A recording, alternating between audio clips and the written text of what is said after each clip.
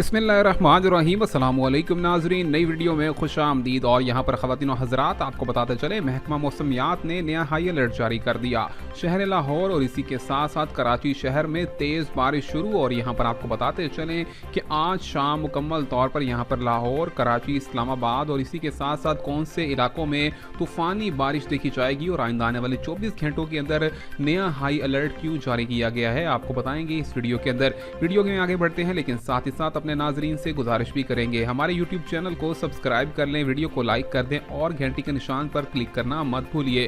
ख़वातीन हज़रात, यहाँ पर आपको बताते चलें कि गर्मी के सताए हुए लाहौरियों के साथ साथ कराची शहर के वासियों के लिए भी यहाँ पर बड़ी खुशी की बात सामने आ गई। महकमा मौसमियात ने यहाँ पर हाई अलर्ट जारी किया है मौसम के हवाले से, और बताया गया है कि आइंदा आने वाले 24 घंटे के अंदर भी शदीद तूफ़ानी बारिश देखी जाएगी।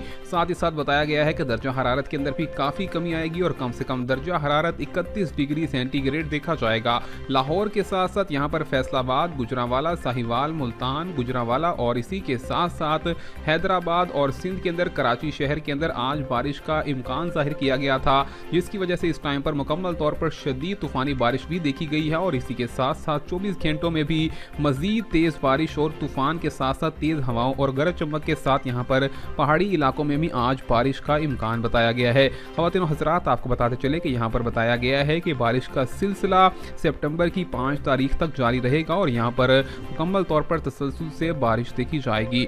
मज़ीद अपडेट से आपको आगाह करते रहेंगे, तब तक के लिए अल्लाह हाफ़िज़।